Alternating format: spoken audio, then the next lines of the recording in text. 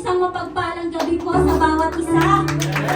Gusto po ang ating mga puso. Amen. God is good. All the time. And all the time. God is good. Amen. Tunay nga na napakabuti ng ating Panginoon dahil nararapat lamang na siya'y ating papurihan, sambahin at pasalamatan. Sabi nga po sa mga awit sa daang 7, versikulo 1, purihin si Yahweh sa kanyang kabutihan. Pag-ibig niya'y tunay, laging tapat kailanman. Amen. Kaya atin na nagpurihin ang ating Panginoon. Hallelujah. Purihin ka, O Yahweh, pagkat ika'y mabuti. Ang iyong pag-ibig, laging nananatili. Purihin ka, O Yahweh, pagkat ika'y mabuti. Ang iyong pag-ibig, laging nananatili. Aawit sa sayaw at walang mapalakpak sisigaw na nakilari. Nabukaw sa piling ko, ang kagalakan sa puso ko. Noon, ngayon, kailanman, Panginoon. Hallelujah! Minsan pa, purihin natin si Yahweh.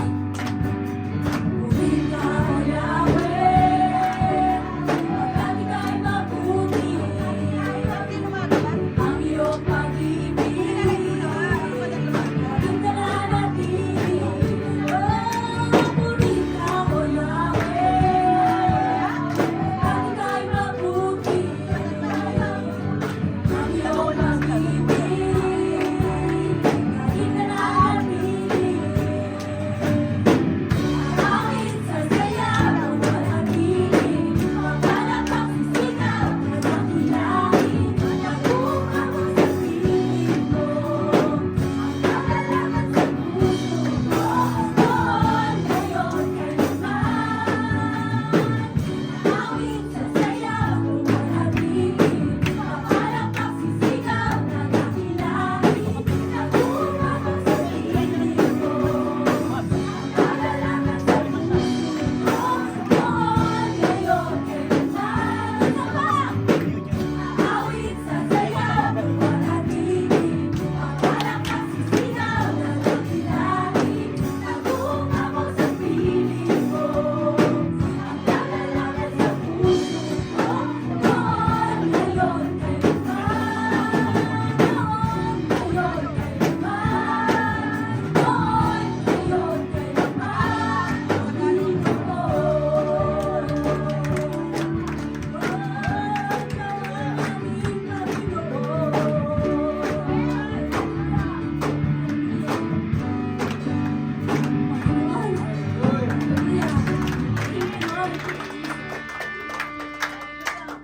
Noon, ngayon at kailanman, tunay nga o Diyos na napakabuti mo sa amin. Hallelujah. Kaya Panginoon, nararapat lamang na ikaw ay aming purihin, sambahin at pasalamatan. Kaya nga ng iyong salita sa unang kronika, 16, versikulo 34. Magpasalamat kayo sapagkat ang Panginoon ay mabuti. Ang kanyang pag-ibig ay magpakailanman. Amen. Hallelujah. Tunay nga o Diyos na ikaw'y walang katulad. Tunay nga o Diyos na ikaw ay hindi nagbabago. Ay tunay po ang Panginoon.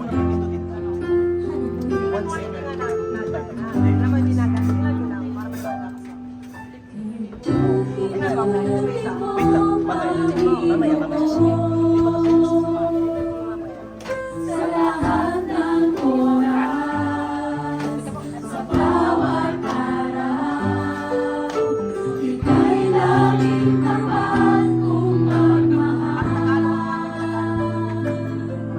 Ang iyong kaawaan ang walang hanggan.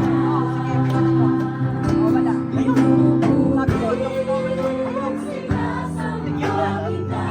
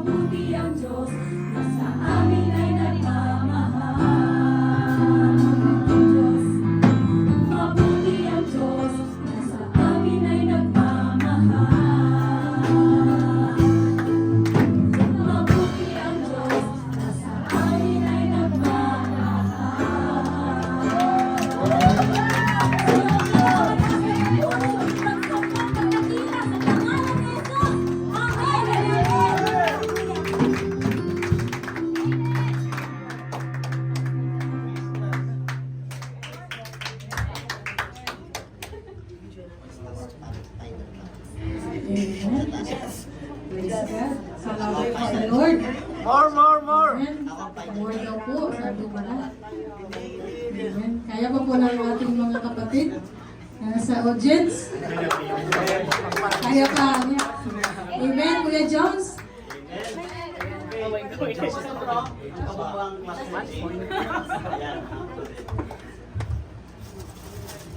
Two months schooling. Ito sa'yo?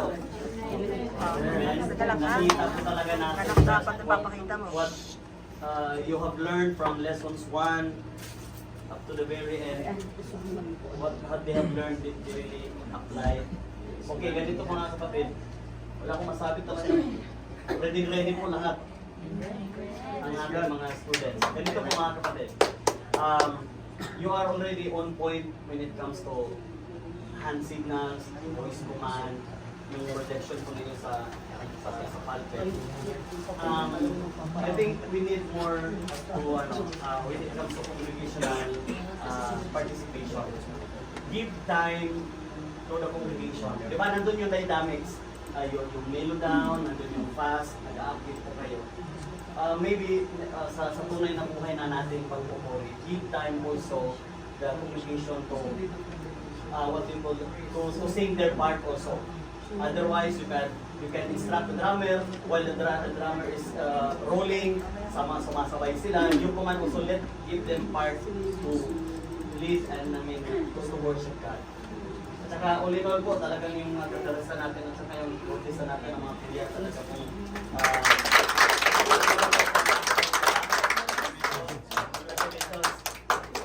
see you sa graduation mga kapatid.